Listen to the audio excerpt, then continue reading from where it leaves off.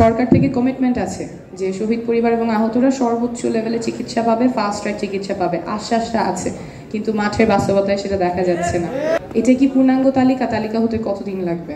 এই তালিকাভুক্তির কাজটা কত দূর, কবে শেষ হবে, কখন আমরা আসলেই তালিকাটা পাবো? কারণ তালিকা হওয়ার পরে আপনি সুযোগ সুবিধাগুলো পাবেন, চিকিৎসা, পুনর্বাসন সবকিছু আপনার শুরু হবে তালিকাভুক্তির পরে। এবং এটা যে কতটা ভোগান্তির। আমাদের অন্তর্বর্তীকালীন সরকারের সাফল্যের তালিকা আছে, ব্যর্থতা আছে, এবং ব্যর্থতার মধ্যে আমার মনে হয় উপরের দিকে থাকবে শহীদ পরিবার এবং আহতদের চিকিৎসা ও পুনর্বাসন।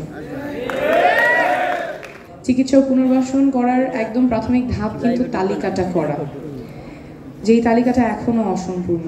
আমরা জাতিসংঘের ফ্যাক্ট ফাইন্ডিং মিশনে ওখানে এসেছে যে 1400-র মতো মানুষ শহীদ হয়েছে, কিন্তু সরকারি তালিকা আমি একটু আগেও চেক করে আসছি 834 জন। এটা কি পূর্ণাঙ্গ তালিকা হতে কতদিন লাগবে?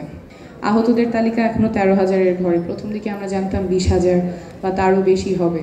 এই তালিকাভুক্তির কাজটা কত দূর, কবে শেষ হবে, কখন আমরা আসলেই তালিকাটা পাবো? কারণ তালিকা হওয়ার পরে আপনি সুযোগ সুবিধাগুলো পাবেন, চিকিৎসা, পুনর্বাসন সবকিছু আপনার শুরু হবে তালিকাভুক্তির পরে। এবং এটা যে কতটা ভোগান্তির। উত্তরার সাইফ ও এখন পর্যন্ত তালিকায় নেই। ওর চোখের চিকিৎসা ও থাইল্যান্ড থেকে নিজ খরচে করে এসেছে, কিন্তু এখন পর্যন্ত তালিকায় নেই, অর্থাৎ সে কোনো সহায়তা পায়নি। এবং তালিকায় কিভাবে যাবে? সে আবেদন করেছে, গ্যাজেট হয়েছে, কিন্তু গ্যাজেটে তার নাম নেই। ব্যর্থতাগুলোর কথা বলছি, এটা কোনো ব্যক্তির ওপর না, বরঞ্চ পুরো ব্যবস্থাটা যেখানে ফেল করছে, যেভাবে ফেল করছে, এবং আলটিমেটলি সাফারার হচ্ছে আমাদের যারা আহত ভাই বোনরা আছেন, যারা শহীদ পরিবার আছেন, তারা ভুক্তভোগী হচ্ছেন।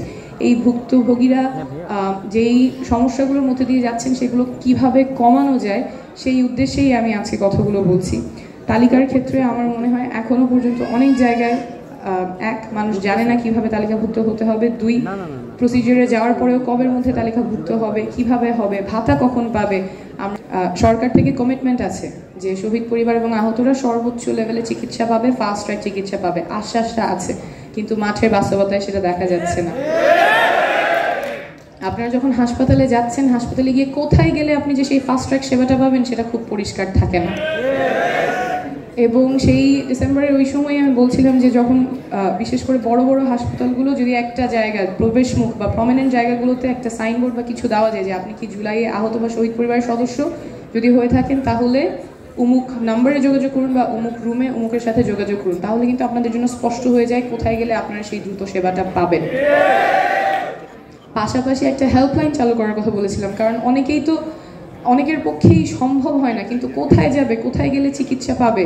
আমাদের অলরেডি একটা জাতীয় স্বাস্থ্য বাতায়ন আছে, সেটাকে কেন কাজে লাগানো গেল না যাতে আমাদের শহীদ পরিবার আহত যারা আছেন তাদের চিকিৎসার ক্ষেত্রে কোথায় গেলে, কিভাবে গেলে চিকিৎসাটা পাবে সেটা তারা জানতে পারবে না। প্রাতিষ্ঠানিক লেভেলে, মন্ত্রণালয় লেভেলে, স্বাস্থ্যসেবা লেভেলে কেন এই সেবাগুলো সবার জন্য, সব আহতর জন্য, সব শহীদ পরিবারের জন্য অ্যাক্সেসিবল করা যাচ্ছে না, সেটা কিন্তু এখন বলার সময় এসেছে। যদি কোনো সীমাবদ্ধতা থাকে সেটাও স্বচ্ছভাবে বললে কিন্তু সবাই বুঝতে পারে যে আছে সীমাবদ্ধতাগুলো কোথায়। আমাদের ব্যবস্থা যে পোক্ত হয়নি, 53 বছরে আমাদের স্বাস্থ্য ব্যবস্থা পোক্ত হয়নি, এটা সবাই জানে।